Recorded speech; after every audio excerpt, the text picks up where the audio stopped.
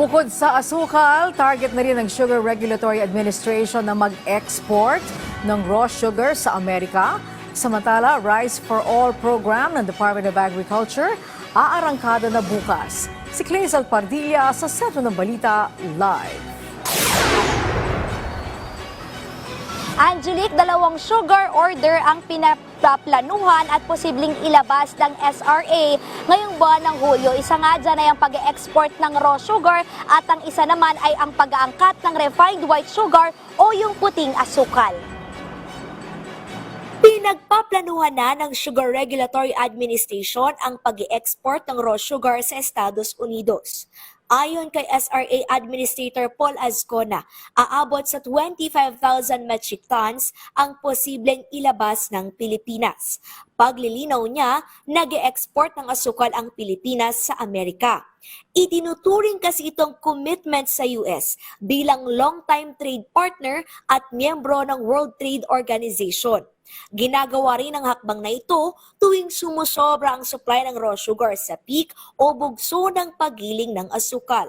2021 ang huling nag-export ang Pilipinas ng asukal sa US dahil inuna ang sariling pangangailangan ng bansa sa mga sumunod na taon. 43,000 metric tons actually po yan. So, nag-reconsider sila ng 25,000 and we were just informed April na po. Mag-export sila, then they will be allowed to import. So, export sila ng raw, import sila ng refined. Yung hinihingi lang Ang formal na kautusan para sa pag-export. Kaugnay nito, pag-uusapan ng SRA at ni Agriculture Secretary Francisco Tiu Laurel Jr. ang planong pag-aangkat ng asukal.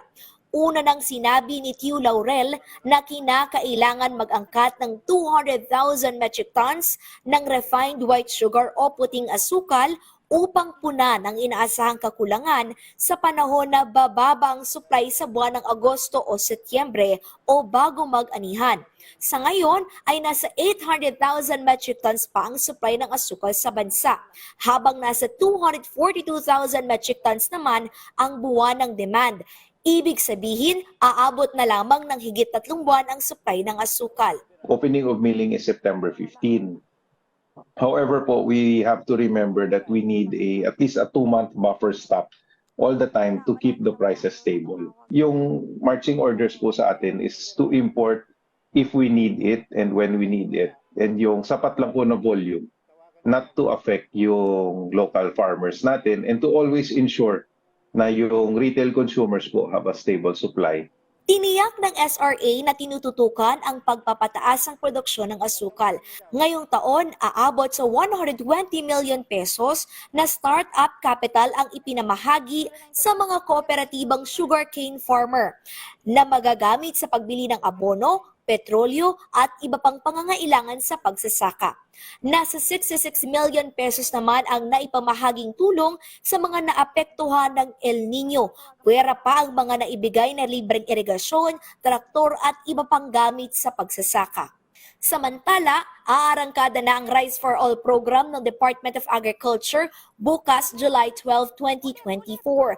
Kinumpirma ito ni Agriculture Spokesperson at Assistant Secretary Arnel de Mesa. Inaasahang makabibili ng tig 45 hanggang 48 pesos na kada kilo ng bigas sa mga kadiwa store sa Metro Manila at Bulacan. Mas mura ito kumpara sa binibentang bigas sa palengke. Batay sa price monitoring ng DA, naglalaro sa 45 hanggang 52 pesos ang regular milled rice, habang 48 hanggang 55 pesos naman ang well-milled rice.